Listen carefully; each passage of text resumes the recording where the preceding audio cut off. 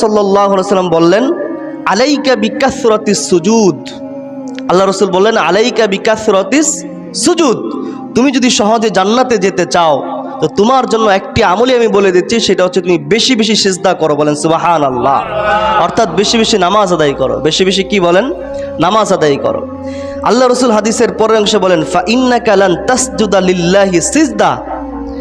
কারণ আল্লাহ নবী বলেন, তুমি যদি একটা সিজদা আল্লাহ তাআলাকে করো, তোমার এই কপালটাকে যদি আল্লাহ তাআলার কুদরতি পায়ের নিচে শুধুমাত্র একটা সিজদা দাও, আল্লাহ রাসূল বলেন, ইল্লা রাফাকাল্লাহু বিহা দারজা।